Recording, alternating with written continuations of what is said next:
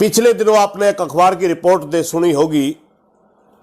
अखबार में एक बात आई कि ऑपरेशन क्लीन किया जा सकता है। वैसे हमारे को कई दिन पहले पता था कि सरकार की तैयारियां क्या चली हुई। आज से 20 दिन पहले गृह मंत्रालय में अमित शाह की अध्यक्षता में एक मीटिंग हुई थी, जिसमें भारत सरकार की सभी इंटेलिजेंस की जितनी भी एजेंसियां होती हैं सारी शामिल थी। यहां तक कि हरियाणा प्रदेश की सीआईडी भी शामिल थी।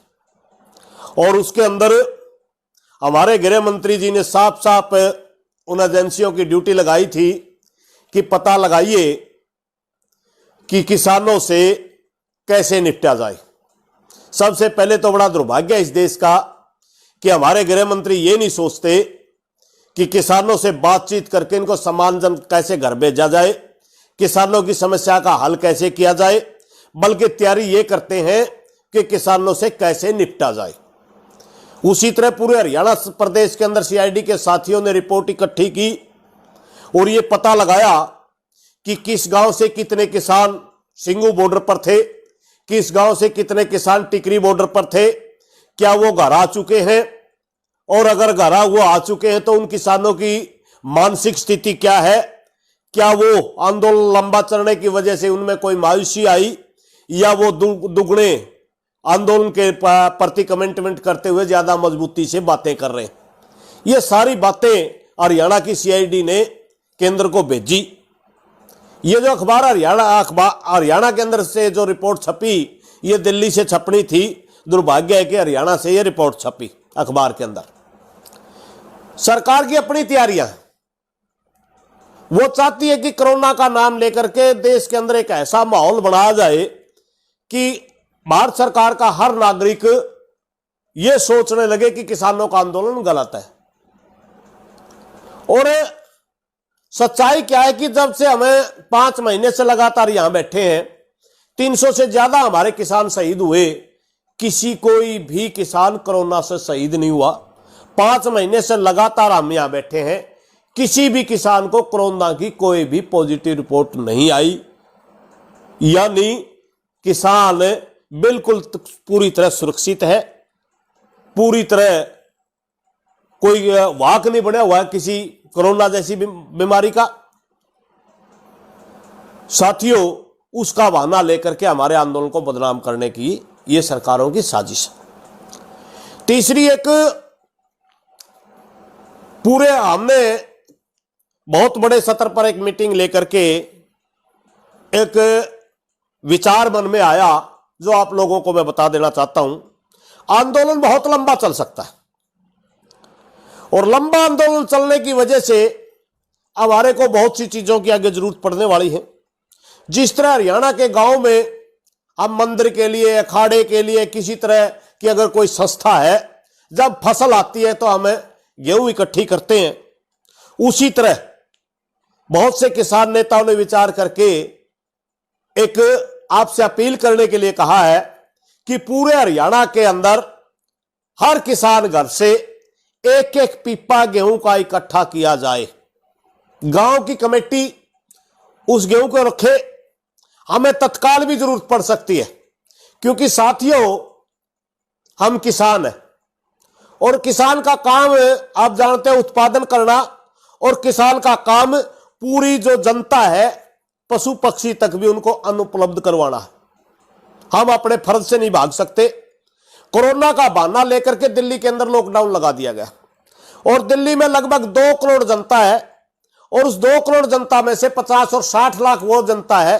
अगर एक महीना तक एक हफ्ता तक लॉकडाउन रहता है तो उनके पास खाने के लिए कुछ नहीं होता। पिछले दिनों आपने देखा, पिछले साल जब लॉकडाउन लगाया, हजारों मजदूर पैदल चलते हुए रोड पर मारे गए। उसी तरह जब हम या कुंडली बैठे हैं, सिंगू बॉर्डर पर बैठे हैं, यहां बहुत बड़ा इंडस्ट्री एरिया है, कुंडली इंडस्ट्री एरिया के नाम से है। इसमें कई लाखों मजदूर काम करते हैं। अगर यहां पर लॉकडाउन लगा दिया गया तो इन मजदूरों को खाने की बड़ी परेशानी होगी। हमने अपने लंगरों के अंदर आज भी वो लोग खाना खा रहे हैं, मगर आज वो लोग खाना खा रहे हैं अलग नीयत से। वो गरीब लोग हैं, 2 पैसे बचाना चाहते हैं। मगर अगर लॉकडाउन लगा दिया गया 1 हफ्ते के बाद, वो मजबूरी हो जाएगी। जो हमारे लंगरों में खाना नहीं खा रहा, वो उन भाइयों को भी हमारे लंगरों में खाना खाना पड़ेगा और हमने बड़े स्तर पर लंगर चलाने पड़ेंगे। यहां तक भी हो सकता है कि दिल्ली शहर के अंदर हमने फूड के पैकेट बना करके गरीब लोगों तक भेजने पड़े। इसलिए मेरी पूरे हरियाणा प्रदेश के किसानों से प्रार्थना है, कृपा करके अगर हम ज्यादा लेट हुए तो फिर तो हम सारी गेहूं टंकियों में डाल देते हैं या जो बेचनी है बेच देते हैं। अभी तक हमारे अनाज हमारे पास है, उपलब्ध है, एक एक पीपा पूरे हरियाणा के अंदर सारे किसान भाई अनाज इकट्ठा करें और अपने गांव में ही रखें, अपने गांव की कमेटी के पास रखें और किसान आंदोलन में जो जिम्मेवार साथी हैं उनसे संपर्क करके अगर जरूरत किसी साथी की होती है तो हम उनको मंगवा लेंगे और यहां पिसवा करके बड़े स्तर पर हमें लंगर लगाना पड़ सकता है। इसलिए सभी किसान साथियों से मेरी प्रार्थना है जल्दी करें। और दूसरी इसकी जरूरत यह भी है, जो सरकार की तैयारियां नजर आ रही हैं, जो सरकार की मंशा नजर आ रही है, आप क्या सोचते हैं हमारे साथ 11-12 दौर की वार्ता हुई? वार्ता हुई हमारे साथ साथियों, 1 दौर की भी वार्ता नहीं हुई। मात्र दिखावा हुआ है बातचीत का, मात्र हमारे की मंशा जानने के लिए वो मीटिंगें होती थी कि किसान कहां तक नीचे आ सकता है और बात को वहीं से चला करके वहीं बंद हो जाती थी। साथियों, मात्र वो पूरे देश की जनता के सामने एक मैसेज ना जाए कि सरकार किसान से बात नहीं कर रही, सिर्फ उस मैसेज, गलत मैसेज को टालने के लिए सरकार वो वार्ता कर रही थी। हमारे साथ कोई आज तक कोई सार्थक वार्ता नहीं हुई है। सरकार की आज तक मनसा ही नहीं है, सरकार का आज तक घमंड ही नीचे नहीं आया और हमारी मजबूरी है। हमने जो मांगे रखी हैं पूरी सोच समझ के रखी हैं।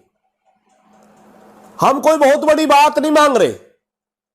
हमारे ऊपर जो कानून आप थोप रहे हैं हम उनको स्वीकार नहीं करते। बात सिर्फ इतनी सी है, हम जो उत्पादन करते हैं न्यूनतम समर्थन मूल्य पे हमारी फसल खरीदी जाए, ऐसा गारंटी या कानून चाहिए। यही तो हमारी मांग है, कोई बहुत बड़ी हमारी मांग नहीं है। उसके बावजूद सरकार हमारी बात नहीं मानना चाहती, ये इनकी मंशा है। दूसरी, बहुत से साथी कहते हैं कि बॉर्डर के ऊपर बैठे कोई सख्त निर्णय, कोई काल संयुक्त मोर्चा नहीं दे रहा। साथियों, मैं आपसे एक सवाल पूछना चाहता हूं। जब हम हरियाणा के अंदर कई हजार की रैलियां करते हैं और वहां हम सख्त से सख्त निर्णय किस बात को मानते हैं? हम कहते हैं या तो सरकार मान जाए वरना दिल्ली जाकर के दिल्ली सरकार के नासा में दम कर देंगे, सड़क पर बैठ जाएंगे, रेलवे लाइन पर बैठ जाएंगे। हम सड़क पे बैठे मेरे भाई, हम उस रोड पर, सिंगू बॉर्डर पे उस रोड पे बैठे जो रोड है आधा घंटा अगर रोक लिया जाए तो 5 घंटे तक जाम नहीं खुलता। हम टिकरी उस रोड के ऊपर बैठते हैं, अगर आधा घंटा रोक जाए तो 4 घंटे तक जाम नहीं खुलता। यह बहुत सख्त निर्णय है। इसलिए इन बातों के ऊपर ज्यादा तवज्जो ना देकर के, क्योंकि फैसले हम ज्यादातर महीना 1.5 महीना तक धरना लगा करके कोई बहुत बड़ा निर्णय ले लिया करते हैं, उसमें चाहे खारच हो मिठिच हो परमात्मा जाने। मगर अब की बार भाइयों हमारे साथ पूरे देश के किसान बैठे, पूरे देश के नेताओं के साथ हमने तालमेल मिला के चलना पड़ता है। इसलिए इन बातों का कोई ज्यादा औचित्य नहीं है, कोई ज्यादा वजन नहीं है। बहुत से साथी कहते हैं बॉर्डर पे बैठे हैं, कभी काल होगी तो आ जाएंगे। अरे मेरे भाई, इससे बड़ी काल नहीं हो सकती मेरी। इसलिए पूरे हरियाणा प्रदेश के किसानों से प्रार्थना है, कृपया 2 काम जरूर करें। एक तो बॉर्डरों के ऊपर हाजिरी बढ़ाएं, हमारी फसल निपट चुकी है। दूसरा, हर किसान के घर से एक एक पिपा गेहूं का इकट्ठा करके गांव की किसी प्रेस में रख लें। जब भी किसान मोर्चे को जरूरत हो अपना नंबर किसान मोर्चे के किसी मुख्य जिम्मेवार के यहाँ भेज दें। जब भी किसान मोर्चे को जरूरत होगी आपका वो गेहूं मंगवा लिया जाएगा, पिसवा लिया जाएगा। पिसवा करके आटे के रूप में उसका खाना बना करके अगर हमारे को बांटना पड़ा, क्योंकि हमारे पास आसपास करोड़ों मजदूर बैठे हैं, लगभग 50 लाख से ऊपर तो ऐसे आदमी दिल्ली के अंदर हैं जो भूखे मर जाएंगे चंद दिनों के अंदर ही। और सरकार का काम तो मात्र टैक्स कलेक्शन करना रह गया, वेलफेयर का कोई काम नहीं। आज कोरोना कोरोना करके मजदूरों की इतनी दुर्गति कर रखी है कि हर बस स्टैंड के ऊपर, हर रेलवे स्टेशन के ऊपर आप उनकी भीड़ देखेंगे, उनकी हालात देखेंगे। उनके छोटे छोटे बच्चे बिलक रहे हैं, भूखे मर रहे हैं, पानी नहीं मिल रहा, ऑक्सीजन की शॉर्टेज कर दी गई। हम तो पहले ही कह रहे थे साथियों, ये कानून बड़े खतरनाक। एक छोटी सूचना और दूं मैं आपको। हम कहते थे अगर ये कानून लागू हो तो हमारी मंडियां टूट जाएंगी। बहुत से बीजेपी के, जेजेपी के साथी कहते थे नहीं, ये किसानों को बरगला रहे। हमारी अभी गेहूं की फसल आई, डांड पुंडरी की मंडी जाके देखिए क्या हालात हुई। अडानी के सेलों में गेहूं मंगा ली गई। जहां जहां मैं 2-3 मंडियों का जिक्र कर रहा हूं, बाकी जहां भी अडानी के सेलों थे, सीधी गेहूं वहां बेच दी गई। हमारे को जो मंडी के अंदर तोल और मोल की गारंटी मिलती थी, हम किसी भी व्यापारी का तोल का अगर कम ज्यादा हुआ तो तुरंत कांडा चेक करवा सकते थे, बाट चेक करवा सकते थे। अडानी के सेलों का किसी ने कांडा बाट चेक करवाया है? किसी की हिम्मत? जो हजारों की संख्या में डांड की मंडी में मजदूरी करते थे, वो मजदूर कहां गए? पूरे साल का वो इस सीजन में मेहनत करके पूरे साल का अपने बच्चों की फीस जमा करवाते थे, स्कूलों में पढ़ाते थे, क्या हालात होगी उनकी? जो व्यापारी भाई उनमें वहां बैठे थे, जिनका पैसा ये था, क्या हालात होगी उनकी? जो किसान वहां अडानी के सेलों में ट्राली लेके गया, अगर उसका कम तोल कर दिया गया, मान ले वो 50 क्विंटल गेहूं एक ट्रैली में लेके गया, अगर उसके 45 क्विंटल तोल दी तो किसी ने चेक करवाई है? पिछले दिनों काथल के शुगर मिल के अंदर गन्ने की ट्रैली को, हर ट्रैली को 5 क्विंटल कम तोला गया। वहां धरना भी लगाया, कोऑपरेटिव का मिल है, किसानों ने पूरी जोर मांग करी। हम शुगर मिल का कांडा चेक नहीं करवा पाए, क्या अडानी के सेलों का कांडा चेक करवा पाएंगे जिनकी जेब में प्रधानमंत्री तक के नेता रहते हैं? मैं पूछना चाहता हूं किसान भाइयों, जो भाई आपने कहा गर्दयू आंदोलन तो राजनीति से प्रेरित है, बीजेपी के, जेजेपी के साथी हमारे किसानों के बीच में गलत प्रचार करते थे, आज उनसे सवाल पूछिए। मुख्यमंत्री जी, आप कहते थे मंडियां नहीं टूटेंगी, तो ये मंडियां क्यों टूटी? डिप्टी मुख्यमंत्री जी, क्या आपसे सवाल नहीं बनता?